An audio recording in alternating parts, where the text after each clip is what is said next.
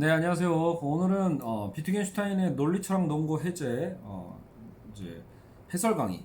기존에도 해설 강의가 있는데 이거는 또 어떤 다른 거냐라고 또 궁금해하실 분도 있으실 텐데 조금 더 축약 버전이라고 보시면 되겠습니다. 제가 기존에 했었던 강의는요. 지금 여러분 여기 보시는 오른편에 보이시는 이게 이제 조중걸 교수님이 쓰신 책인데, 근데 요 책 자체가 굉장히 세분하게 잘 해설 강의가 되어 있기 때문에 제가 이제 이 책을 바탕으로 이제 챕터 하나하나씩 이제 끊어서 해설 강의를 했었죠. 한 5장까지 갔나요? 그런데 저도 중간에 난이도가 점점 올라가면서 막혔어요. 읽을 땐 이해가 되는데 이걸 또 이렇게 말로 설명하려니까 또 어렵더라고요. 그래서 좀 더 시간을 두고 천천히 하자라고 생각이 들어가 그동안 멈춰놨던 거고, 사실 이제 몇 장은 조금 더 진행을 할 수 있는 상황은 됐는데, 왜냐면 그 후로 제가 이제 이 논고를 한 3번 정도 더 읽고 해제책도 다시 완독을 하고 이러면서 좀 더 훈련을 했거든요. 근데 그럼에도 불구하고 여전히 저한테도 이렇게 설명하는 게 좀 어려운 것 같고 제대로 이해를 못한 걸 수도 있고요. 그래서 이 조중걸 교수님 책은 조금 더 시간을 두고 앞으로 계속 이어가도록 하고요. 일단 오늘 우리가 다룰 책은요. 그러니까 지금 컨셉은 뭐냐? 지금 조중우 교수님 책 해제를 하려다 보면 이게 거의 10편이 넘어가요. 다 결국은 찍다 보면은 최소 10개 이상의 챕터로 쪼개져 있거든요. 근데 이제 어 여러분 보통 그 유튜브에서 내가 비트겐슈타인의 논리철학 농구에게 관심이 있다라고 하시는 분들은 검색해 보시면 아마 이 15분 분량 정도로 되어 있는 것들은 되게 많을 거예요. 그래서 철학을 설명을 너무 잘하시는, 저보다 훨씬 잘하시는 분들이 굉장히 압축을 잘해서 이제 논리철학 농구가 무엇인가에 대해서 15분 정도 분량으로 굉장히 좋은 영상과 함께 해제하는 경우가 많이 있는데, 제가 하는 역할은 어쨌든 이제 15분짜리로 압축하다 보면은 실제로 본문을 뭐 읽고 볼 일이 없잖아요. 그래서 사실은 그 영상을 보고 나서도 책을 읽으려고 하시면 책은 또 안 읽히실 거예요. 그래서 조금 더 들어가 보자. 그래서 이제 저는 원래 조중국 교수님 책으로 한번 하려고 했는데 이게 또 너무 상세하니까 한편으로는 가다 지치겠더라고요. 저도 가다가 이해가 안 가는 부분이 생기고, 그래서 조금 더 그럼 난이도를 낮춰보자. 그래서 한 2편짜리로 끝내보자. 한번 영상을 2편으로 한번 일단은 쌈박하게, 제 입장에서는 쌈박한 거죠. 그죠? 10편짜리를 2편으로 줄여야 되는 거니까 압축을 해서 2편으로 한번 논리철학 논고 해제를 해제 강의를 한번 찍어보자. 이게 목표입니다. 그래서 일단 무작정 한번 시작을 해보는 거고요. 자, 그래서 지금 참고하는 책을 또 알려드려야죠. 이거는 이제 전세라 님께서 쓰신, 그러니까 어떻게 보면 엮었다고 볼 수도 있을 거예요. 편집을 하고. 왜냐면 기존에 비트겐슈타인의 논거를 전체를 다 다룬 게 아니라, 그러면 이제 전세라님께서 필요하다 싶으신 거를 짧게 짧게 그렇다고 해서 뭐 그렇게 분량을 막 다 잘라낸 게 아니에요. 그래서 굉장히 참고할 만한 그 어려운 부분을 일부러 좀 많이 좀 잘라내셨더라고요. 그래서 오히려 더 논거를 더 직접 읽어보고 도전해보고 싶으신 특히 저를 비롯한 많은 분들에게 도움이 되는 편집본이 아닌가 이렇게 생각이 듭니다. 그래서 여기서 잠깐 이 저자의 소개도 좀 나와 있죠. 고려대학교 철학과 나오셨고, 그렇죠? 그래서 이제 어쨌든 좀 더 이렇게 쉽게 접근할 수 있는 책을 써주셨습니다. 자, 그래서 바로 목차로 들어가 보죠. 비트겐슈타인의 논리철학 논고를 보시면 뭐 일단 그 특성을 보고 바로 들어갈게요. 그래서 지금 보시면 논거는 총 7장으로 되어 있다고 보시면 돼요. 물론 이 책에서도 6장으로 되어 있는데 왜 6장이냐? 7개의 문장으로 되어 있거든요. 사실은 논거는 총 7개의 문장으로서 자신이 이제 모든 철학의 문제를 해결했다라고 비트겐슈타인은 초창기에 호언장담을 하죠. 물론 나중에 본인 스스로가 이걸 다 뒤엎고 새롭게 철학적 탐구라는 책을 통해서 사실 이제 이 초기 이 어떤 자기 철학을 뒤엎고 새로운 어떤 용법에 대해서, 그러니까 오늘 우리가 배우는 논리철학 논거를 정말 한마디로 정리하면 그림 이론이라고 표현을 하거든요. 그래서 결국은 언어 철학이에요. 비트겐슈타인이 전기가 됐든 후기가 됐든 본인의 철학의 방식이 바뀐 건 아니거든요. 그러니까 언어 철학을 방식으로, 언어 철학의 방법으로 세계를 보는 건데, 초기에는 그림 이론이라고 하고, 그리고 후기에는 이제 언어 게임이라고 하거든요. 그래서 이런 차이가 있어요. 굉장히 큰 차이가 있다. 방법론에 큰 차이가 있는데, 지금 그 그림 이론으로의 설명을 하는 거에 있어서 총 7문장, 딱 7문장으로 모든 문제를 해결을 합니다. 다만 당연히 7문장 갖고 여러분 지금 읽어보세요. 세계는 일어나는 모든 것입니다. 처음부터 무슨 말인지 모르겠죠? 뭐가 일어나지? 이렇게. 사실은 사태들이 어떤 관계를 맺고 있는 거고, 혹시 무슨 말이지? 사실들의 논리적 그림이 사고고, 사고란 뜻이 있는 명제를 말하고, 명제는 요소 명제들의 진리 함수고, 논리학의 명제들은 사실상 동어 반복이고. 자, 그리고 여기서 7은 없어요. 7은 이제 한 문장밖에 없어서 그래요. 7은 이제 그 유명한 말할 수 없는 것에 대해서는 입을 다물어야 된다, 침묵해야 된다라는 그 한 문장으로 이제 이 모든 책이 마무리가 됩니다. 그래서 우리는 총 여기서 없는 일곱 문장까지 생각해서 일곱 번째 문장까지 치면 제 방법은 여기서 이렇게 끊자. 1부터 3장까지 4에서 7장까지 해서 1편 2편 나눠서 일단은 정리를 하는 게 제 목표입니다. 제가 약간 근데 변수가 생기는 게 오늘 이걸 막 읽어갈 때 생각보다 시간이 오래 걸릴 수 있다는 거. 원래 총 두 개 합쳐서 2시간 하면 딱 좋은데 오히려 이게 2배로 늘어날 수도 있다는 점은 여러분 참고해 두시고요. 저도 아직 모르겠어요. 녹화해봐야 아는 거니까요. 자, 그러면 일단 여기 한 번 더 얘기하죠. 그 1, 2, 3까지 가긴 갔는데 잘 보시면 결국은 비트겐슈타인이 얘기하고 싶은 걸 초반부에는 뭘 얘기하냐면 1, 2장을 통해서는 어떤 그 세계에 대한 그 구조를 얘기하고 있어요. 그 세계는 뭘로 이루어져 있다? 어떤 사실들로 이루어져 있고 또 그 사실은 원자적 사실로 되어 있는 거죠. 원자적 사실은 또 어떤 대상으로 되어 있다. 이런 식으로 얘기를 하고 있어요. 그리고 전혀 지금 처음 듣는 분은 제가 말하는 게 전혀 머릿속에 안 들어올 거예요. 근데 요거를 또 3장부터 한 5, 6장까지 요 후반부, 그러니까 전반부는 그 세계에 대한 얘기를 하고 있다면 후반부는 이제 그 세계를 언어로서 어떻게 표현할 것인가. 그래서 세계를 언어로 표현하는 문제거든요. 언어의 문제. 그거를 실제로 요 3장부터 보면 사고로 시작을 해서 명제, 그리고 명제는 또 요소 명제로 되어 있고 요소 명제들은 명제는 요소 명제들의 진리함수다 이렇게 써 있잖아요. 그렇죠? 나중에 요소 명제들은 또 이름으로 되어 있단 말이에요. 결국 이런 식으로 쪼개져요. 그래서 여러분이 그래서 들어가기 전에 요거는 꼭 머릿속에 한번 그려놓고 시작하시면 도움이 될 것 같습니다. 아까도 얘기했지만 비트겐슈타인은 이 세계를 언어로서 바라본단 말이에요. 그러니까 세계는 또 뭘로 되어 있다? 사실로 되어 있고 언어는 명제로 표현되고요. 여기 또 이렇게 연결되는 거예요. 이 관계를 잘 파악해 두셔야 돼요. 사실은 또 원자적 사실이 모여서 사실이 되는 거예요. 이렇게 화살표 이렇게 올라갈까요? 명제는 또 요소 명제가 모여서 명제가 되는 거예요. 원자적 사실이라는 건 요소 명제를 통해서 드러난다. 이렇게 얘기해 볼 수 있을 것 같아요. 원자적 사실을 보통 사태라고도 번역하니까요.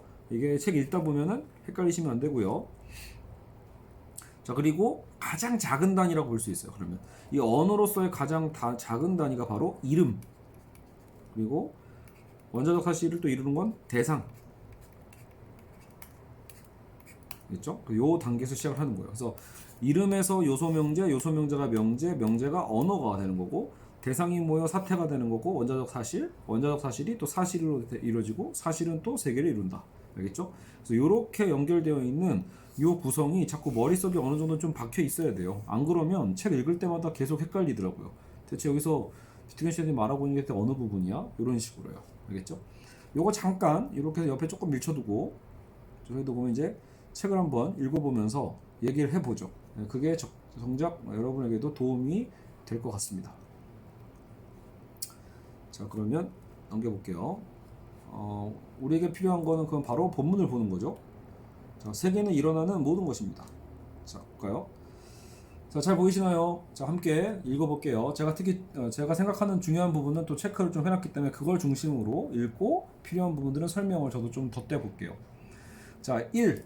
자, 보시면 알겠지만 일단은 이런 식으로 이 책이 구성되어 있어요. 그래서 1에서 세계는 일어나는 모든 것입니다. 그럼 대체 뭐가 일어나니? 라고 볼 수 있겠죠. 그래서 그 뭐가 일어나는 거에 대한 설명이 필요하죠. 그래서 1-1이 있는 거예요. 1-1로 조금 더 세분화 설명을 해주는 거고요.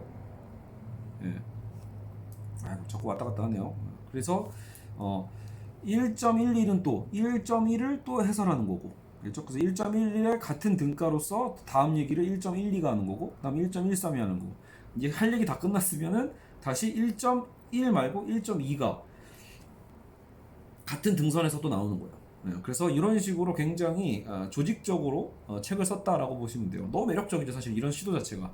읽는 사람 입장에서 오히려 좀 짜증날 수도 있는데 한편으로는 더 이해가 잘 가는 게 있어요. 실제로 출판사에서도 이거 꼭 써야 되냐 약간 좀 거부 반응을 보였었다고 하네요. 근데 비트겐슈타인이 끝끝내 우겨서 이거 없으면 안 된다 라고 해서 실제로 이 기호가 아주 세밀하게 잘 들어갔다고 합니다. 자, 그러면 보죠. 세계는 일어나는 모든 것입니다 라는 말 자체가 어떤 의미냐면, 여러분 보통 이제 이거는 저거 조준걸 교수님 책을 통해서 저도 이해를 했던 건데, 기동안의 여러분 철학사라는 건 끊임없이 어떤 존재론에 대한 연구였단 말이에요. 말 그대로 세계는 무엇인가, 세계는 왜 존재하는가, 그죠? 그래서 우리는 보통 기본적으로 그럼 세계를 누가 차지하고 있죠? 인간이 차지하고 있으니까 그럼 인간이란 존재는 무엇인가, 존재는 무엇? 이런 거잖아. 핸드폰은 무엇인가, 이런 식으로. 잘 보면 기존의 철학이라는 건 자꾸 어떤 그 대상을 중심으로 어떤 그 물질, 어떤 그냥 우리가 이름이라고 표현할 수 있는 그런 것들을 중심으로 연구를 주로 했단 말이에요. 근데 지금 비트겐슈타인이 바로 첫 장부터 얘기하는 것보다 세계는 그런 게 아니다. 세계는 일어나고 있는 어떤 그 모든 것이에요.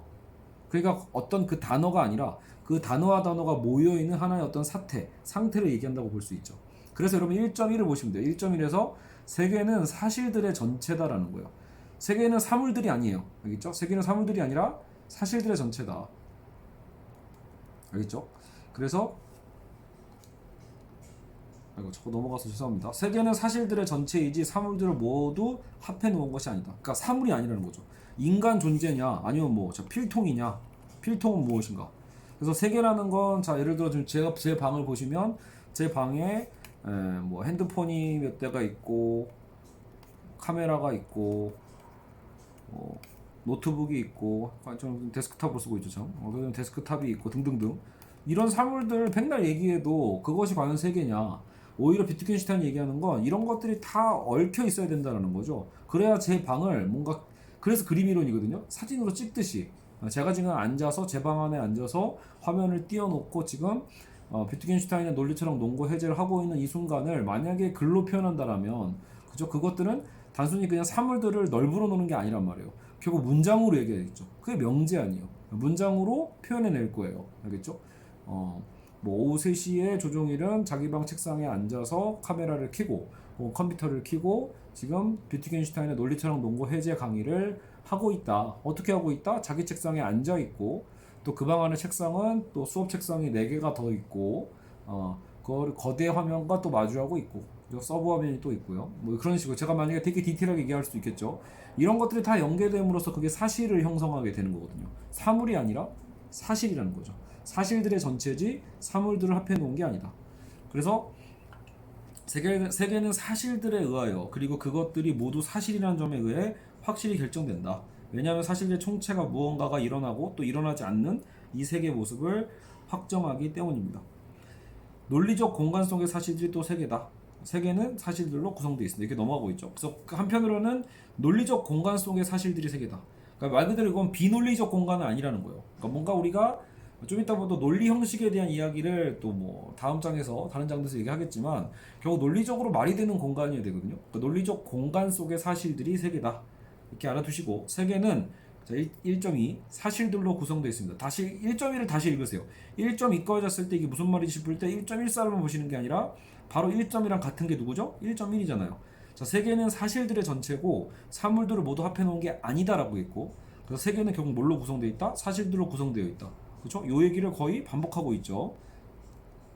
자, 1.21 하나의 일, 즉 개개의 사실들은 일어나거나 일어나지 않을 수 있고, 그러니까 그 사실이라는 게 꼭 일어난다는 보장은 없거든요. 하나의 사실이 일어나거나 일어나지 않는다 하더라도 나머지 모든 것은 그대로 남아 있을 수 있습니다.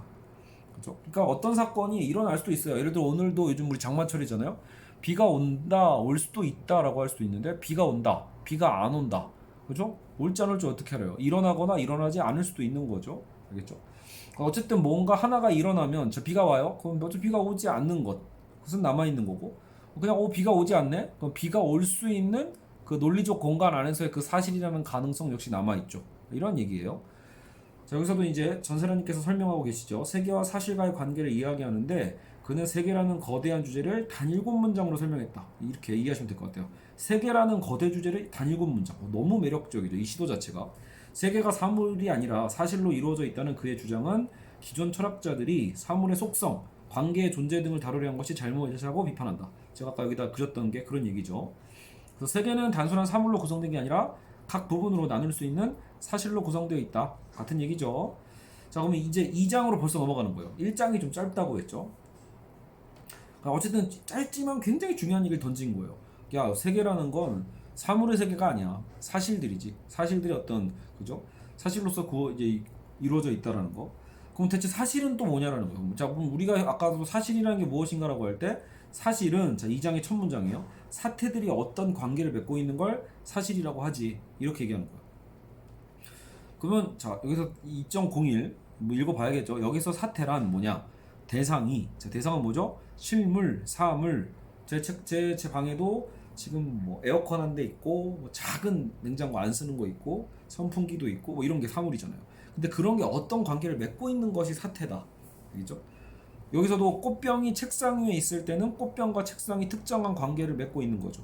제 책상 위에 제가 지금 현재 마시고 있는 커피 한 잔이 있고요.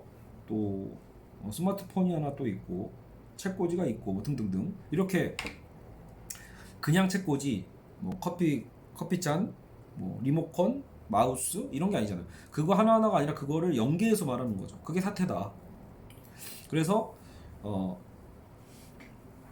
꽃병이 책상에 있을 때는 꽃병과 책상이 특정한 관계를 맺고 있는 거고, 사물의 본질적인 것은 어떤 한 사태의 구성 요소가 될 수 있습니다. 자, 사물의 본질적인 것은 어떤 한 사태의 구성 요소가 될 수 있고, 그리고 또한 논리에서는 아무것도 우연히 발생하는 것은 없습니다. 자, 여기서도 되게 중요한 게 비트겐슈타인에게는 그쵸, 이제 우연히 발생하는 것다. 어디에서는 논리라는 공간에서 얘기하는 거예요. 논리에서는. 따라서 어떤 사물이 사태 속에 나타날 수 있다라는 건 그 사태의 가능성은 사물 속에 이미 결정되어 있어야 됩니다. 자, 보시면 다시 한번 아까 제가 그려놨던 거 정작 지워놨지만 다시 한번 보세요. 세계는 사실로 이루어져 있죠. 근데 사실은 또 뭘로 이루어져 있죠? 사태로. 근데 그 사태는 또 사물에서 시작된단 말이에요. 사물, 아까 이걸 대상이라고 한단 말이에요. 이게 가장 작은 단위예요. 그러니까 우리가 어떤 사태가 일어났다라는 건, 사태가 있다라는 건 어떤 사물들 간의 어떤 관계 맺는 걸 얘기하는 거고, 근데 문제는 논리에서는 아무것도 우연히 발생하진 않기 때문에 어떤 사물이 사태 속에 나타날 수 있다면, 자, 어떤 사물이 사태 안에 나타날 수 있다면 그 사태의 가능성은 그 사물 속에 이미 결정이 되어 있어야 된다. 아까도 얘기했지만 꽃병이 책상 위에 있다라고 했잖아요. 그럼 꽃병이 사물이죠. 그러면 그 우리가 사물에 대해서 그 모든 가능성을 이미 그 안의 가능성은 우리가 이제 본질적인 것도 알 수도 있어야 되고, 그러니까 여기서 어떤 일이 벌어질지는 우리가 이미 또 알고 있고요. 거기 안에 종속이 되는 거죠. 사물 속에 이미 결정되는 거다. 어떤 사태가 일어날지. 제가 말을 좀 버벅였지만 역시 설명하기 어렵네요. 근데 여러분, 근데 꽃병이 갑자기 하늘을 나를 수 있나요? 꽃병이 갑자기 폭발했다. 혹은 아니, 꽃이 갑자기 폭발했다. 꽃이 갑자기 나에게 키스했다. 다 말이 안 되죠. 그러니까 그 사물 속에 이미 그 가능성은 결정되어 있는 거예요. 여러분, 뭐 꽃이 말할 수 있나요? 꽃이 우리한테 뽀뽀할 수 있나요? 꽃이 움직일 수 있나요? 그러니까 결국 우리는 꽃이라는 사물 속에 사실은 이미 그 가능성은 이미 결정되어 있는 거고, 근데 그것이 또 어떤 관계 맺음을 통해서 사태로 드러나는 거죠. 알겠죠? 어떤 사물이 사태 속에 나타날 수 있다면 그 사태의 가능성은 사물 속에 이미 결정되어 있다. 그 얘기를 하는 거예요. 그래서 사물이 사태 속에 나타날 수만 있다면 이 점은 이미 그 사물 속에 놓여 있어야 되는 거고, 알겠죠? 여기서 뭐 제가 이제 표시는 안 했지만, 그러니까 우리는 공간을 넘어선 곳에서, 공간 바깥에서 공간 안에 있는 대상을 생각할 수 없다라는 거, 알겠죠? 그러니까 우리가 이 공간에 안에 있다? 그럼 당연히 우리는 공간 바깥에서 생각할 수 없죠. 시간 속에 있다라고 하면 시간 바깥에서 또 그것을 생각할 수 없는 것처럼, 알겠죠? 우리는 사물을, 대상을 다른 대상과의 결합 가능성 안에서만 생각할 수 있는 거지 저 홀로 존립하는 걸로 생각할 수는 없습니다. 그렇죠? 여러분, 우리가 지금 보고 있는 모든 사물은 어떤 관계 속에서 존재하는 거지, 그죠? 관계가 없으면 선풍기 아무 의미가 없는 거예요. 그 선풍기가 왜 어떻게 존재하고 그게 어떤 역할을 하고 있는지 다 관계적인 거거든요. 그렇죠? 자, 2.0123 아주 세분화되고 있죠. 그래서 여기서도 아까 비슷한 얘기가 계속 나오고 있죠. 세분화됐다는 얘기는 계속 부연 설명들이 나온다는 얘기예요. 자, 예를 들어 꽃병에 대해 알고 있다면 꽃병이 책상 위에 놓여 있거나 책상에서 떨어져 깨지거나 등등 꽃병이 사태 속에서 어떻게 나타날지 모든 가능성을 알고 있어야 한다는 거예요. 그렇죠? 그러니까 우리는 예를 들어 꽃병이니까 병이잖아요. 그 병은 깨질 수 있다라는 가능성을 이미 알고 있기 때문에 꽃병을 만질 때는 좀 더 조심하죠. 저도 커피잔 만질 때는 좀 더 조심하죠. 왜? 모든 가능성을 이미 이 사물 안의 특성으로 알고 있으니까요. 알겠죠? 여기서 물론 외적 속성을 다 알 수는 없다. 하지만 나는 그 대상의 내적 속성은 모두 알아야 된다. 그것은 본질에 해당하는 거니까. 나에게 모든 대상이 주어진다면 그와 더불어 모든 가능한 사태들도 주어진다고 할 수 있다. 나에게 모든 대상이 만약에 주어졌다? 그럼 나는 그 대상의 내적 본질을 다 알고 있기 때문에 그와 더불어 모든 가능한 사태들도 같이 주어진다고 할 수 있죠. 그렇죠? 그리고 뭐 공간에 대한 얘기 잠깐 하고 있고요. 모든 사물은 말하자면 가능한 사태들의 공간 속에 있다고 말할 수 있다. 공간이 텅 비었다고 생각할 수는 있어도 공간이 없이 사물을 생각할 수는 없다. 그렇죠? 공간이란 존재. 대상은 모든 상황의 가능성을 그래서 포함하고 있습니다. 우리는 그 대상을 통해서, 자, 대상은 어디였죠? 자, 여기 다시 오른쪽. 결국은 세계는 사실로 이루어졌다고 했죠. 자, 잘 따라오세요. 세계는 사실로서 이루어져 있는 건데 사실은 사태로 쪼개지고 사태는 대상으로 쪼개져요. 그러니까 대상 안에 모든 가능성이 다 있는 거죠. 대상은 모든 상황의 가능성을 포함하고 있다. 대상이 사태 속에 나타날 수 있는 가능성을 그래서 우리는 대상의 형식이라고 한다. 대상이 이 사태 속에 나타날 수 있는 그 가능성을 대상의 형식이라고 한대요. 자, 그래서 여기서 또 해제가 나오죠.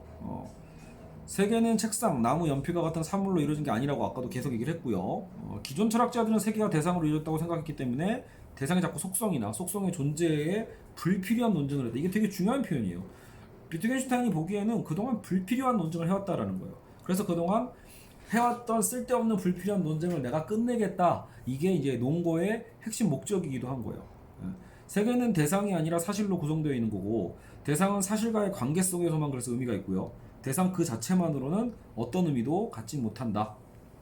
사태와의 연관 속에서만 대상을 이야기할 수 있다라는 거죠. 알겠죠? 자, 2.02. 자, 대상은 아주 단순합니다. 더 이상 나누어질 수 없습니다. 이렇게 나오죠. 대상은 아주 단순합니다. 더 이상 나눠질 수 없습니다. 이거 어게 끝이에요. 그러니까 더 이상 나눠질 수 없는 어떤 단위로서 이야기를 하고 있죠. 있죠?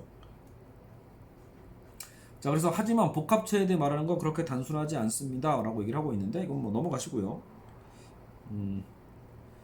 자, 현실 세계와 2.02 완전히 다른 어떤 공상의 세계를 상상할 때에도 그 세계는 우리가 살고 있는 현실 세계와 무언가 같은 것을 하나쯤 갖고 있어야 됩니다. 그것은 바로 형식입니다. 자, 무슨 말이냐면 현실 세계와 완전히 다른 어떤 공상의 세계를 우리가 상상한다고 칩시다. 그랬을 때 그 세계는 우리가 살고 있는 현실 세계와 무언가 같은 거 하나쯤 갖고 있어야 돼요. 여러분이 우리가 뭐 마블 코믹스나 뭐 이런 어떤 그 SF 영화가 됐던 여러 가지가 막 상상을 하잖아요. 근데 우리가 상상하는 것들이 결국은요, 우리가 지구상에서 경험했던 어떤 것들이거든요. 그걸 바탕으로 약간 뭐 변형시키는 거니까. 그러니까 결국은 내가 뭔가를 상상한다면 뭐 그 상상 속의 그 세계는 우리가 살고 있는 그 현실 세계가 뭔가 같은 연결고리가 있어야 된다는 거예요. 어떤 연결고리. 그 연결고리를 찾아야 되는데 그게 바로 형식이다. 이렇게 얘기를 하고 있죠. 그리고 이 확고한 형식은 바로 대상으로 이루어지고 있고, 자, 실체란 보통 그것이 존재하기 위해 다른 것이 전혀 필요하지 않은 어떤 것을 말하는데 실체. 일어나는 것으로부터 독립적으로 존립하는 게 바로 실체입니다. 일어나는 것으로부터 독립적으로 존립한다. 일어나는 것으로부터 독립적인 것, 그것이 형식이고 내용이다. 공간과 시간과 색깔은 대상이 갖는 대상의 형식이다.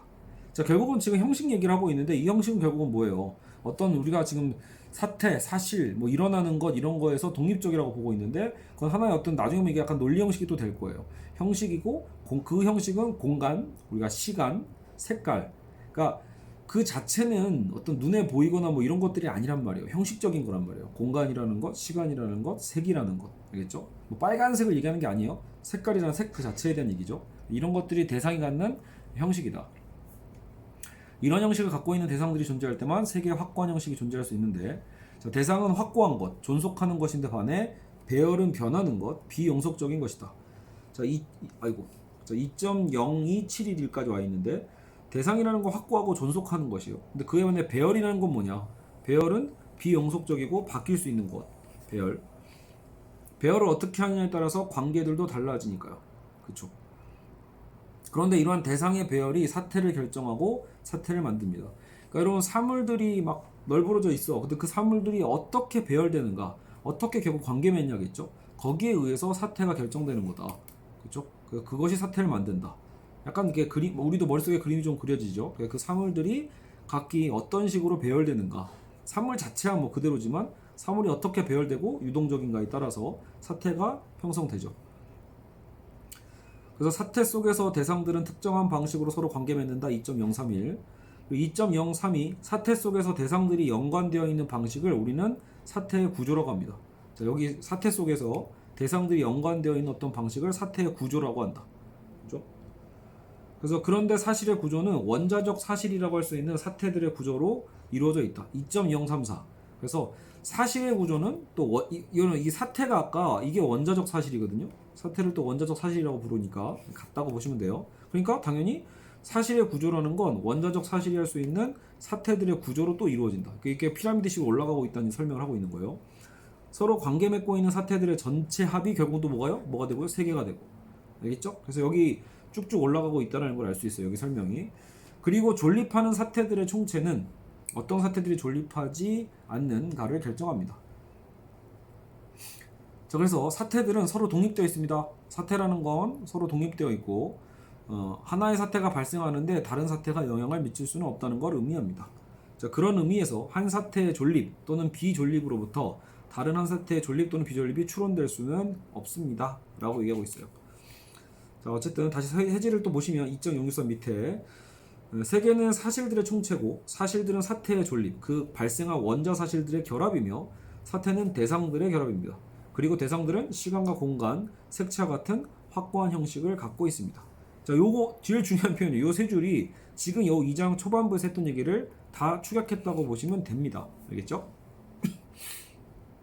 더 많은 디테일들은 뭐 조중곤 교수님의 해제 강의를 통해서도 충분히 이해할 수 있으니까요. 그래서 우리는 일단 요 2장 초반부에서는 요것만 확인하면 된다. 세계는 사실들의 총체고, 자, 오른쪽 칠판 보세요. 세계는 사실들이 모여서 총체가 되는, 사실들의 총체로서 세계가 되는 거고, 또 그 사실들은 사태의 존립, 발생한 원자 사실들의 또 결합으로서 존재하고, 또 대상들이라는 건 대상들은 시간과 공간, 사태는 또 대상들의 결합이고요. 근데 또 그 대상은 공간 형식을 갖는다. 시간 형식, 공간, 색채 이런 확고한 형식을 갖는다. 이렇게 설명하고 있죠. 자, 그러니까 대상들이 이런 확고한 형식을 갖고 있기에 우리가 살고 있는 세계에도 역시 확고한 형식이 존재하는 거고, 대상들이 확고하게 존재하는 것과 달리 대상들의 배열은 근데 매우 유동적이다. 자, 대상들 자체가 확고하지만 대상들의 이 배열은 되게 유동적이니까 사태도 유동적이 될 수 있겠죠. 다양한 배열이 사태를 결정하고 그 사태가 또 사실을 만들어내겠죠. 자, 이제 2.1이에요. 2.1로 가시면 우리는 대상들을 가지고 사실들의 그림을 그린다고 말할 수 있습니다. 자, 대상들을 가지고 사실들의 그림을 그린다. 왜냐면 대상들이 아까 뭐야? 가장 작은 단위잖아요. 이제 그런 것들을 아까 어떻게 배열하냐에 따라서 하나의 어떤 사실들의 그림이 그려지는 거예요.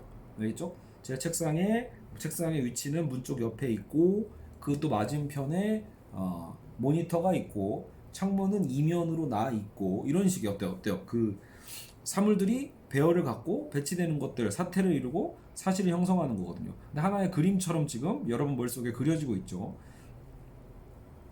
그래서 그림은 그래서 현실의 모형이다. 여러분 별표 치세요. 그림은 현실의 모형이다. 그러니까 우리가 실제 현실이 무엇인가는 결국은 언어를 통해서 구성하는데 결국 그 언어라는 말을 지금 바로 도입을 안 하고 있죠. 그러니까 이거 그림으로 상상하라라는 거예요. 현실의 모형은 그림처럼 드러나는 거예요. 현실은 그러니까 현실의 어떤 모형으로서 그림이 된다는 거죠. 그림에서 그림의 요소들은 각 대상에 대응합니다. 그죠? 그러니까 그림에서 그림의 요소들은 각 대상에 대응합니다. 그림의 요소와 대상들이 짝짓기를 하듯 1대1 관계를 맺습니다. 여러분 아까 제가 얘기했던 세계는 언어고 사실은 명제고 사태는 명제적 요소였고 요소명제라고 해야죠. 요소명제고 이거는 이제 이름이다. 이렇게 얘기했잖아요. 그러니까 지금 그림이라는 거 어떻게 보면 여러분 요걸 그림이라고 생각하셔도 돼요. 언어 자체를 그림이라고 생각하시면서 이해하시면 좀 더 될 거예요. 그렇죠? 그러니까 그림은 현실의 모형이다. 언어는 현실의 모형이다. 그림에서 그림의 요소들은 각 대상에 대응한다. 언어의 요소들은 각 대상에 다 어때요? 대응하고 있죠. 1대1 대응. 오케이? 자, 이런 식으로. 자, 그래서 그림은 하나의 사실이고요. 좀 더 정확히 표현하면 그림은 하나의 사실을 그려내는 거다. 자, 책상에 꽃병이 놓인 그림이 있는데 이 그림에서 그림의 요소, 즉 꽃병과 책상이 특정한 방식으로 서로 관계를 맺고 있다는 건 실제 하는 세계의 사물, 즉 꽃병과 책상이 서로 그런 관계를 맺고 있음을 보여주는 거예요. 그림 속에서 그림의 요소들이 갖는 이러한 관계를 그림의 구조라고 하고 그 구조의 가능성을 그림의 모사 형식이라고 한다. 여기 크게 어렵진 않을 거예요. 그래서 모사 형식은 사물들이 그림의 요소들처럼 서로 관계를 맺고 있을 가능성이고 꽃병 그림의 경우 꽃병과 책상이 그림에서처럼 관계를 맺고 있을 가능성이 바로 모사 형식이다. 그래서 그림은 모사 형식을 통해 현실과 연결되는 거다. 자, 그리고 그림의 요소들과 실제하는 세계의 사물들과 관계를 보면, 자, 그림의 요소, 실제 상 관계를 보면 마치 짝짓기 하고 있는 것처럼 보인다. 실제 꽃병이 있다라면 그림 속에 꽃병이 있는 거고. 자, 여러분, 그러니까 아까도 얘기했지만 그림은 우리가 언어라고 생각하시면 편해요. 실제 꽃병이 사실 있겠죠. 근데 예를 들어 여러분 지금 제가 아까도 계속 컴퓨터 얘기를 했잖아요. 쟤는 컴퓨터로 지금 수업을 하고 있으니까. 그러니까 실제 꽃병이라고 말하는 걸 제가 실제 지금 컴퓨터라고 말하고 특히 제 컴퓨터. 그러면 여러분 어때요? 이게 지금 눈에 보이나요? 여러분 눈에? 실체를 여러분이 보는 게 아니죠. 인지하는 건 아니지만 결국은 제가 설명하고 있는 언어를 통해서 여러분 머릿속에 그림을 그릴 수 있다는 말이에요. 그죠? 그러니까 그림 속에 꽃병이 되는 거죠. 그림 속에 여러분에게 뭐예요? 그림 속에 제 컴퓨터가 되겠죠. 그림 속에 조종일의 컴퓨터. 그죠? 지금 조종일의 수업 장소를 여러분 머릿속에 계속 그리고 있는 거예요. 실제의 이 조종일이라는 인간의 수업 장소, 연구 공간 여기에 대해서 여러분 전혀 본 적도 없고 그죠?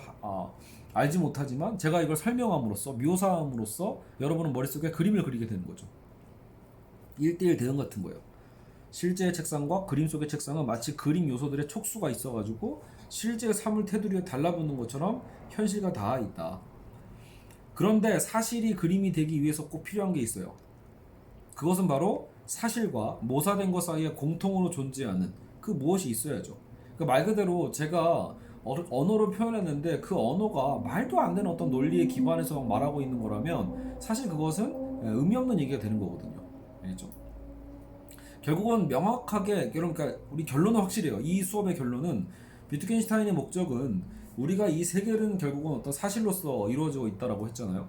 근데 우리가 그러면 현실 세계를 대체 어떻게 인지할 수 있는가라고 볼 때 그건 우리는 언어를 통해서고 근데 그 언어가 문제는 명확해야 된다라는 거예요. 어떤 논리 형식에 기반해서 명확하게 깔끔한 어떤 언어 기호를 통해서 기호적인 언어를 통해서 정리만 될 수 있다라면 우리는 가장 완벽하게 세계를 이해할 수 있게 되는 거죠. 근데 자꾸 어떤 형식을 어겨 공통된 어떤 그 논리 형식이나 이런 것들을 어겨가면서 엉뚱한 얘기를 하게 됐을 때 그때 우리는 대혼란이 일어나는 거예요. 예. 그려지지 않는 거죠. 어떻게 보면요. 그림과 모사된 것 속에 뭔가 동일한 것이 그래서 있어야 되고 그림이 현실을 그림의 방식으로 올바르게 또는 그르게 모사할 수 있기 때문에 현실과 공유해야 되는 것이 바로 그림의 모사 형식이다. 그림은 자신과 같은 형식을 갖는 모든 현실을 모사할 수 있고 공간적인 그림은 모든 공간적인 것을 채색 그림은 모든 색채적인 것을 모사할 수 있다. 그러나 그림은 그것의 모사 형식은 모사할 수가 없다는 거예요. 그러니까 말 그대로 이미 그 너무 당연한 거라고 볼 수도 있겠죠. 우리가 지금 이렇게 말하고 있는 것에 대해서 말하고 있는 그 형식에 대해서 그것을 우리가 이미 논리 형식 안에서 이 얘기를 하고 있잖아요. 근데 그것을 바깥에서 우리가 그걸 다시 묘사할 수 있는가? 불가능하다라는 거죠. 우리가 현실의 그림을 그릴 때 그 그림 속에는 모사 형식이 이미 들어있다. 그림을 그릴 때 여러분 그 형식을 쓰는 게 아니잖아요. 형식을 그리는 게 아니잖아요. 형식에 맞춰서 우린 그림을 그리는 거죠. 우리가 글을 쓸 때도 너무 당연하게 그 형식이 논리 형식 안에 이미 전제를 깔고 우리가 글을 쓰고 말하고 이런 거잖아요. 그죠? 그게 무엇인지에 대해서는 어떻게 보면은 여러분이 그냥 드러내지는 거지 그것을 막 우리가 명확하게 설명할 수 있는 게 아니죠. 그림을 그린다는 것 자체가 이미 모사 형식을 사용하는 것이고 따라서 그림을 통해 그림의 모사 형식을 그린다는 것은 불가능하며 단지 그림을 통해 모사 형식을 드러내는 거다. 알겠죠? 드러내는 거지 그걸 우리가 모사 형식을 그릴 수는 없다. 자, 그래서 그림은 그것의 묘사 형식 밖에서 있을 수 없고 우리는 그 묘사 형식 안에서 우리는 그림을 그리는 거고 언어로서 표현하는 거죠. 그렇죠? 그래서 거기서 처음으로 이제 논리란 말이 나옵니다. 그래서 논리 형식이다. 그래서 형식이 어떠하든 모든 그림이 현실을 올바르게 또는 그르게. 그러니까 여러분 그림이 현실을 그르게 모사할 수도 있어요. 예를 들어 제가 지금 밖에 비가 오고 있습니다 라고 말했어요. 사실 이거는 올바른 명제죠. 밖에 비가 오고 있습니다. 명제로서는 전혀 틀릴 게 없어요. 그죠? 군더더기 없는 표현이죠. 그러나 밖에 지금 비가 안 오고 있거든요. 그러니까 틀릴 수도 있어요. 올바르고 또는 그르게. 모사할 수 있다는 거예요. 현실을 그르게 모사할 수도 있지만 어쨌든 현실과 공유해야 하는 것은 논리 형식이라는 거죠. 논리적 형식은 여러분과 저에게 똑같이 이미 이미 내재되어 있다는 거죠. 모사 형식이 논리 형식이라면 그 그림은 논리적 그림이라고 볼 수 있어요. 그렇죠? 자, 그래서 논리적 그림은 세계를 모사할 수 있고, 자, 그림은 모사된 것, 즉 실제하는 세계와 모사의 논리적 형식을 함께 갖고 있습니다. 우리는 앞에서 사실은 사태들이 서로 관계를 맺고 있는 것이라고 정의했습니다. 자, 사실이 어디 있죠? 여기 있죠. 사실은 사태들이 서로 관계를 맺고 있는 것. 그렇다면 사실을 그리는 그림은 사태들의 존립과 비존립의 가능성을 묘사함으로써 현실을 모사한다 말할 수 있습니다. 알겠죠? 사태들의 존립과 비존립의 가능성을 묘사한다. 그림은 논리적 공간 속에 들어있는 가능한 어떤 그 하나의 상황을 묘사하고 책상에 꽃병 그림을 생각해보자. 하지만 모든 그림이 다 옳은 거 아니라는 거죠. 현실과 일치하는 그림도 있고 그렇지 않은 그림도 있다. 아까 제가 한 것처럼 밖에는 비가 내리고 있다? 사실 내리진 않는다. 현실과 일치하느냐 않느냐에 따라 그림은 그러니까 참님이 되는 그림이 될 수도 있고 거짓된 그림이 될 수도 있지만 그럼에도 불구하고 그 자체로서는 또 가치가 있는 표현이라는 거죠. 그래서 그림이 묘사하는 건 결국 그림의 그 뜻이다. 근데 그 뜻이 맞는지 안 맞는지 이제 거기에 대한 것은 현실과 매치를 해야 돼요. 여기 나오죠. 결국은 그림의 뜻과 뭐죠? 그림의 뜻 밖에는 비가 옵니다 라는 거, 비가 오지 않습니다 라는 말도 그 그림의 뜻과 현실이 일치하면 그 그림은 참된 그림이고 그 그림의 뜻과 현실이 일치하지 않으면 그 그림은 거짓이 됩니다. 알겠죠? 다시 말해 그림이 참인지 거짓인지 알고자 한다면 그것을 현실과 비교하는 수밖에 없는 거예요. 현실과 비교해야 된다.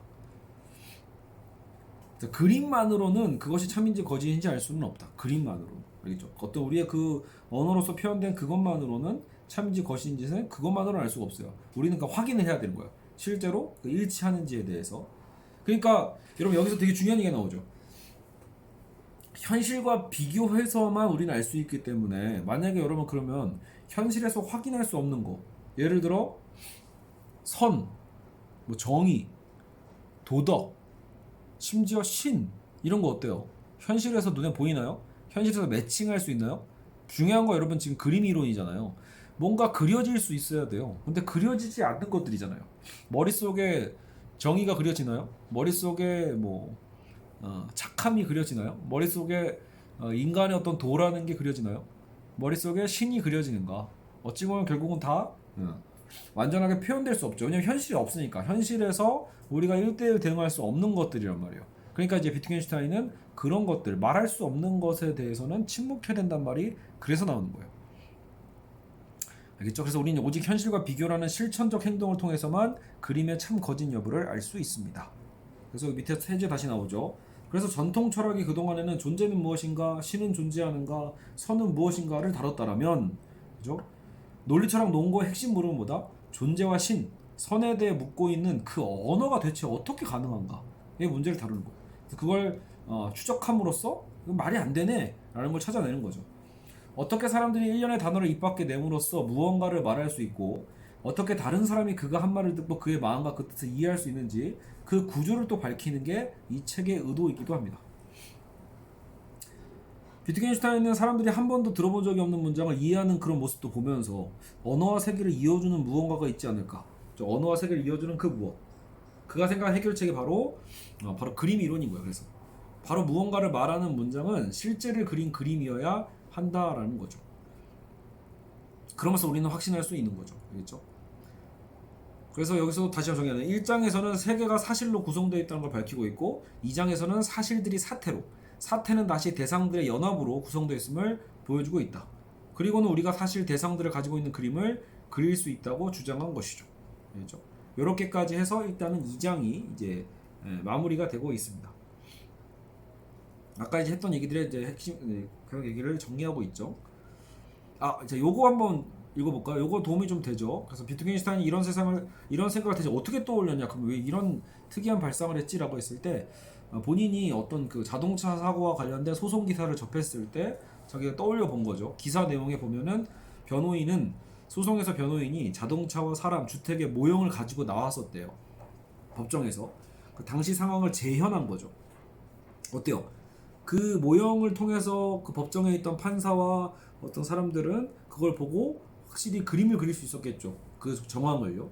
비트겐슈타인은 그 모형들이 당시의 사고에 대한 어떤 생각을 담아낼 수 있다는 것은 그 모형의 어떤 그 부분들, 주택 모형, 자동차 모형, 사람 모형 등이 있었겠죠. 그런 게 아니 실제로 이제 그런 대상이 되겠죠. 그런 것과 실제 집과 자동차, 사람 등이 서로 대응했기 때문이라고 생각하게 된 거죠. 그러니까 말도 안 되는 것을 모형 삼아 만들었을 리 없잖아요.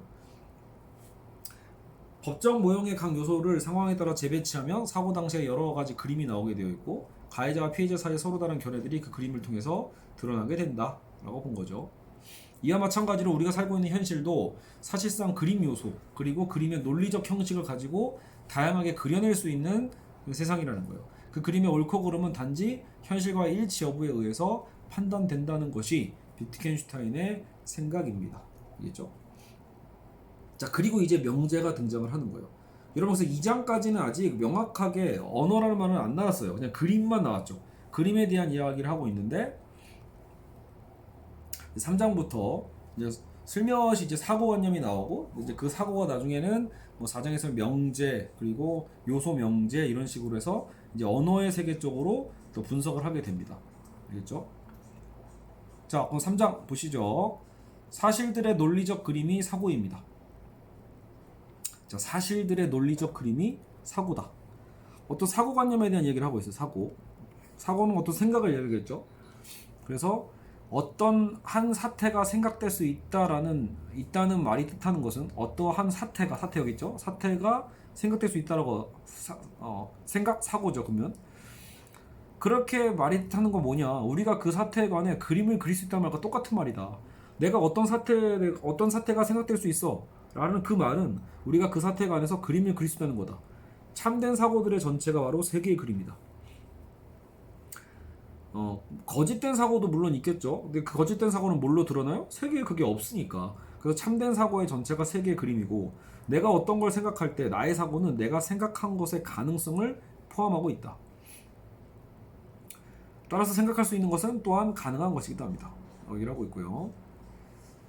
자, 반면에 비논리적인 것은 3.03 아무것도 생각할 수 없다. 예를 들어 둥근 삼각형 여러분 그릴 수 있나요? 마음속에 그릴 수 있나요? 그려지지도 않죠. 사각형은 사각형이고 원은 둥그렇죠. 근데 둥근 사각형? 이게 가능한가요? 완전 논리적으로 불가능하죠. 이 비논리적인 건 생각조차 할 수 없는 거예요. 그려낼 수도 없고. 그래서 예로부터 사람들은 뭐 논리 법칙에 어긋나는 것만 제외하면 신은 모든 걸 창조할 수 있노라고 말했나 봅니다. 이거 됐고요. 자, 3.03이 기하학에서 그게 결국 이게 기하학이죠, 여러분. 네모, 삼각형 뭐 이런 거.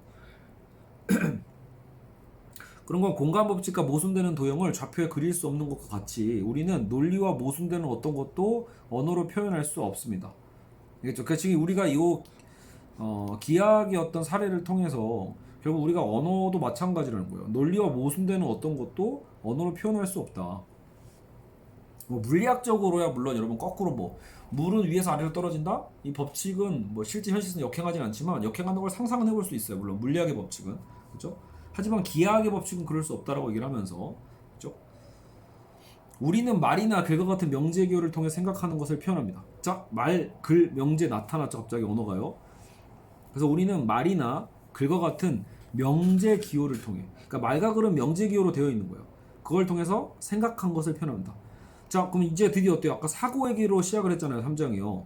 아까 사태를 통해 사고 얘기를 했는데 지금 이제 그 사고가 뭐와 또 연결되고 있죠? 생각한다는 표현과 함께 명제가 나오는 거예요. 명제, 뭐 명제, 기호 이렇게 이러면서 이제 이 두세 개가 연결이 되고 있어요.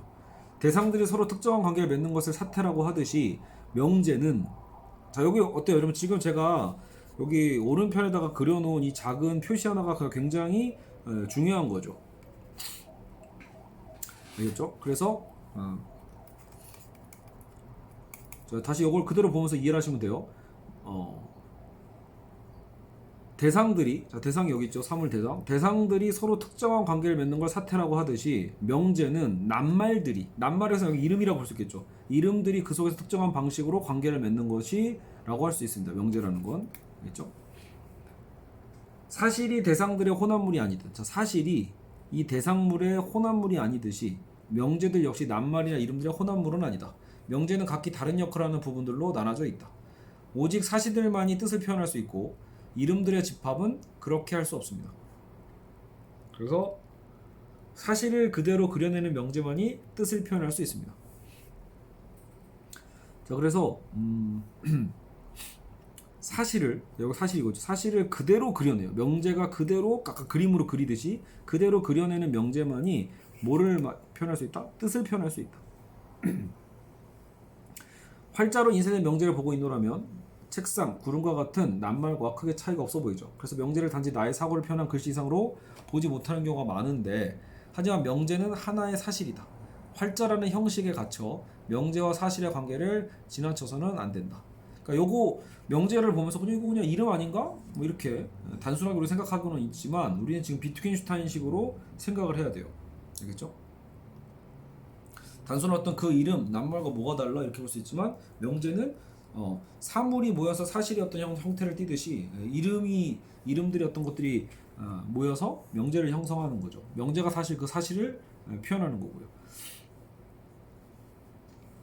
여기서 좀 더 읽어보시면, 명제의 본성은 우리가 명제의 기본 요소인 낱말들, 이름들을 문자기호로 보지 않고 책상이나 의자, 책과 같은 공간적 대상들이 관계를 맺는 것이라고 이해했을 때 분명해집니다. 그렇죠? 자, 우리는 명제의 형식이죠. 이건 이제 그죠? 해제죠.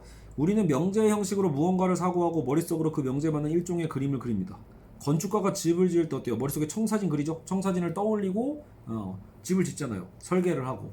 언어를 통해 무언가를 생각할 때 그에 맞는 현실 세계 모델을 떠올리는 것과 같은 거죠.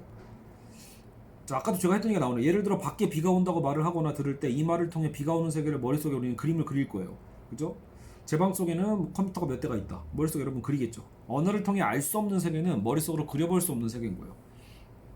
그죠? 뭐 예를 들어 여러분 언어를 통해 알 수 없는 세계는 뭘까요?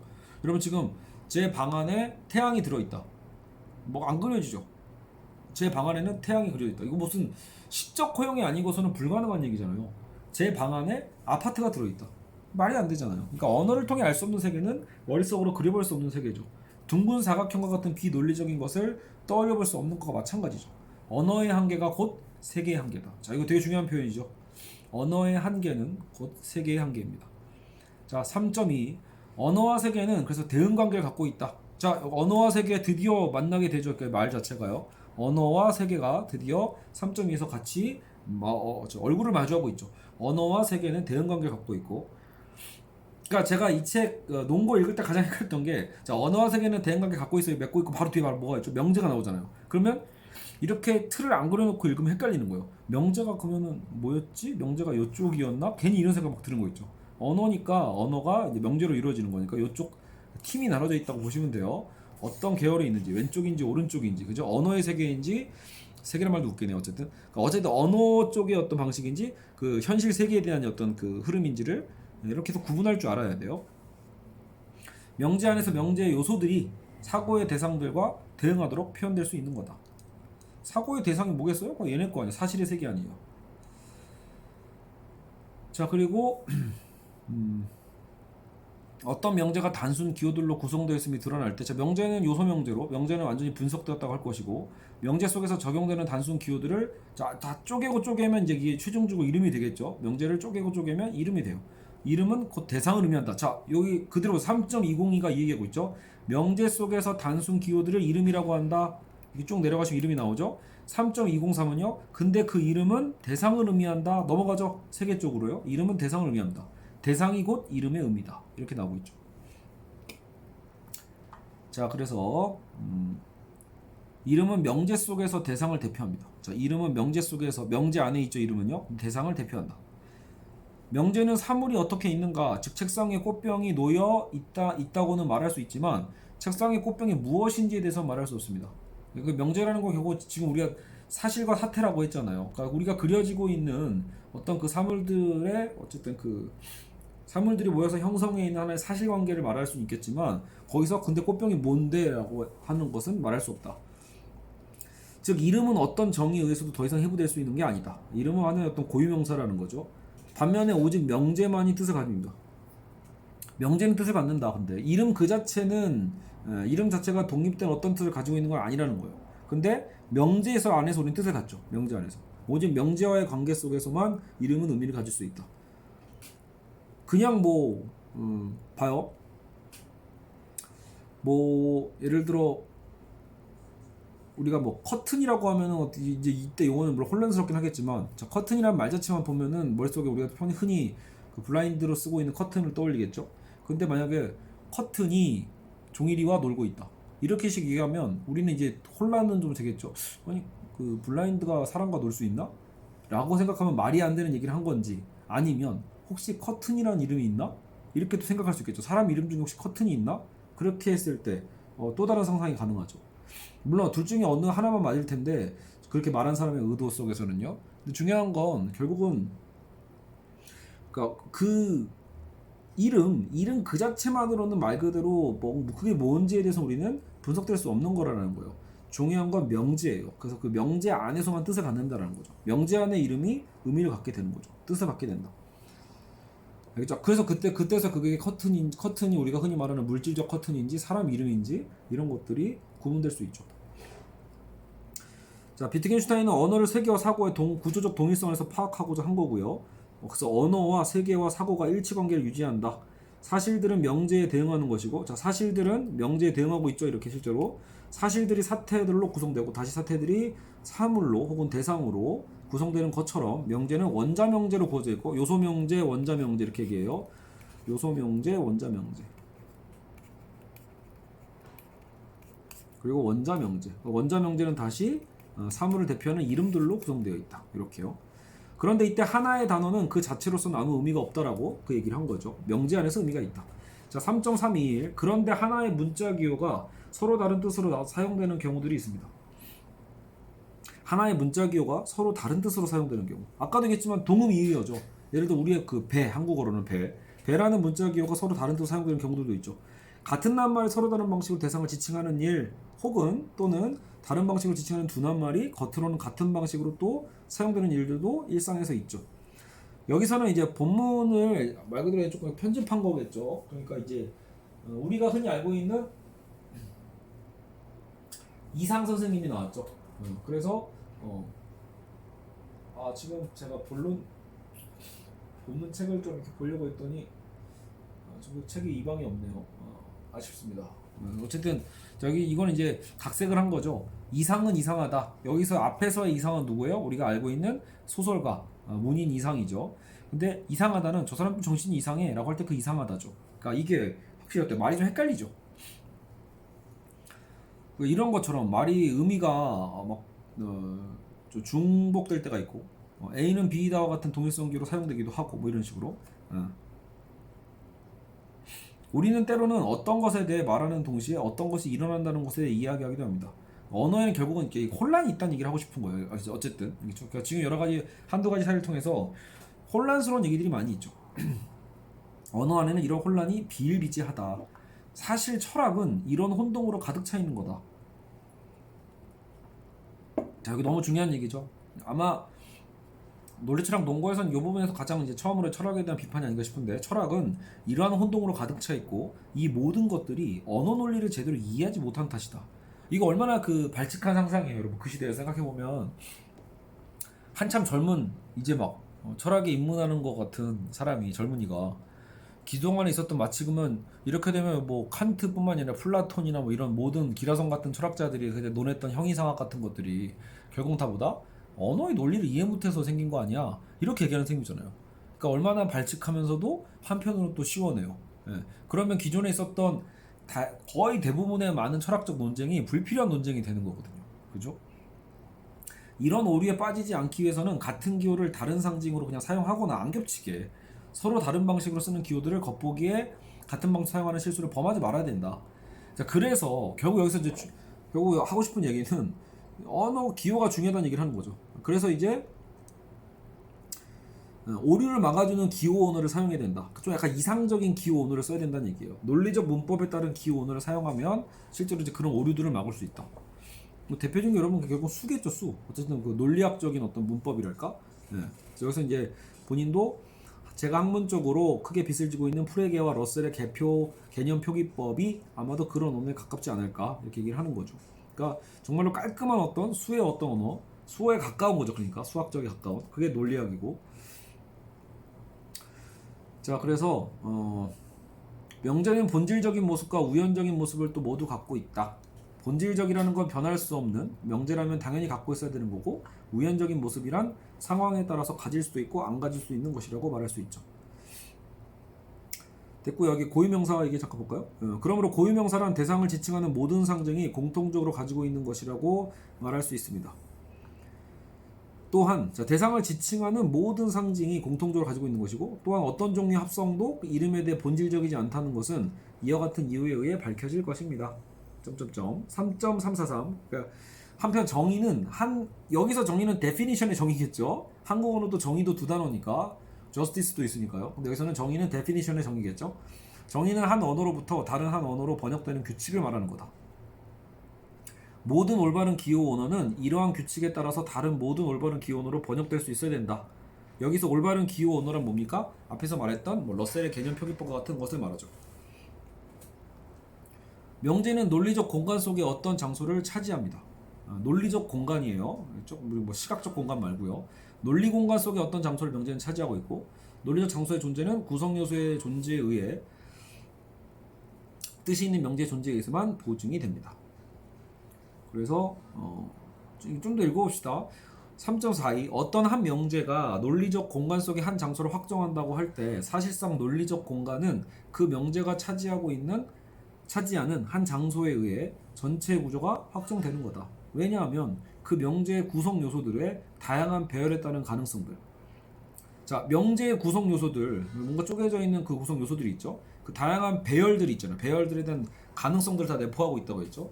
배열에 따른 가능성들, 즉 복합 명제일 때의 부정과 논리적 곱 등이 논리적 공간 속에 확정될 것이기 때문입니다. 명제는 논리적 공간 전체에 그래서 두루 손을 뻗고 있다. 뭐 아주 어려운 표현은 아니에요. 이것도 우리도 사실은 이걸 들으면서도 머릿속에 한번 그림을 그릴 필요는 있겠죠. 한 명제가 논리적 공간 속에 한 정도를 확정한다고 할 때, 그렇죠? 자, 어쨌든 적용된 명제기호, 생각된 명제기호가 곧 사고입니다. 그렇죠? 우리가 지금 3장은 아까도 얘기했지만 사고로 시작을 했단 말이에요. 그죠? 우리의 생각. 적용된 명제기호, 생각된 명제기호가 곧 사고다. 자, 여기서 한번 해제를 좀 더 보죠. 생활 속에서 사용하는 일상 언어는 하나의 단어가 여러 가지 뜻으로 사용되는 경우가 많다라는 거죠. 그 얘기를 아까 했었고요. 일상 언어에 존재하는 이러한 애매함과 불분명함 때문에 우리는 언어를 잘못 사용하는 거고, 철학의 문제가 대표적이고, 그렇죠? 그래서 언어 속에 숨겨진 언어적 논리를 보여줄 수 있는 일종의 인공 언어가 필요하다고 주장했었어요. 물론 비트겐슈타인이 일상 언어 자체에 문제가 있기 때문에 인공 언어로 바꾸자는 얘기, 대체하자는 얘기는 아니에요. 근데 우리가 생각하고 여러 가지 어떤 오류가 범하고 있는 것들을 실제로 이런 인공 언어, 좀 이상적인 인공 언어로 좀 대체해 놓고 살펴보면 이 생각이 옳았는지 틀렸는지, 그죠? 엉뚱한 거를 착각하고 있었던 건 아닌지 이런 걸 바로 구분해낼 수 있겠죠. 그래서 명제를 제대로 이해하기 위해서는 일상 언어에서 드러나지 않는 논리적 구조를 밝혀야 되고, 그러한 논리적 구조를 보여주기 위해서는 프레게나 러셀의 고안한 인공 언어들이 도움을 줄 수 있다고 본 것이다. 아까 제가 앞에서 했던 얘기들의 반복이죠. 그렇죠? 그래서 이렇게 나오죠. 인공 언어에 많이 도움을 받았어. 언어의 논리적 구조를 확인하고 나니까 그럼 내가 논했던 것들은 사실은 헛된 얘기였구나, 쓸데없는 얘기였구나, 이런 것들을 깨닫게 될 거다라고 본 거죠. 알겠죠? 어쨌든 자, 됐나요? 그리고 네, 여기까지네요. 그래서 이제 4장은 이제 사고란 뜻이 있는 명제다 해서 이제 본격적으로 이제 명제에 대한 이야기가 시작이 되죠. 그래서 명제들의 총체가 언어입니다. 이렇게 딱 시작하고 있죠. 4.001 기대가 되죠. 자, 일단은 오늘 일단 생각보다 제가 너무 대충 설명한 것일 수도 있겠어요. 그래서 저도 한번 다시 들어보고요. 근데 그럼에도 저는 어쨌든 이 두 책을 추천을 합니다. 여기 보면 오늘 지금 저희가 읽고 있는 책이 뭐였죠? 비트겐슈타인의 논리철학 논거, 또 전세라님께서 쓰셨던 책이라는 거 감사의 뜻으로 홍보도 해드리고요. 그리고 어쨌든 이게 참고해서 이 책을 실제로 앞에서 보면은 전세라님께서 나름대로 이 설명을 또 1부에서 쓰고 있는 게 있고요, 3부에서 또 덧대고 있는 것들이 있거든요. 그래서 이제 1부, 3부도 같이 읽어두시면은 굉장히 도움이 많이 될 거니까요. 굉장히 이거는 뭐 이북이어서 가격도 되게 저렴할 거예요. 여러분도 구입하시는 거를 저는 뭐 추천을 드립니다. 그러니까 조중걸 교수님 책을 처음에 읽기 전에 너무 힘들다 싶으면은 전세라님이 쓰신 이 책으로 한번 먼저 간단하게 읽어 보시고 그 다음에 또 조중걸 교수님 책으로 도전하기를 저도 추천해 드리겠습니다. 알겠죠? 자, 어쨌든 이렇게 해서 오늘 이제 1부 1편을 마치도록 하고요. 이제 2편에서는 최대한 이 4, 5, 6장, 7장은 사실 한 문장이니까 4, 5, 6, 7을 한 번에 또 정리할 수 있게끔 또 제가 준비를 해서 다시 영상을 올리도록 하겠습니다. 네, 여러분 수고하셨습니다. 감사합니다.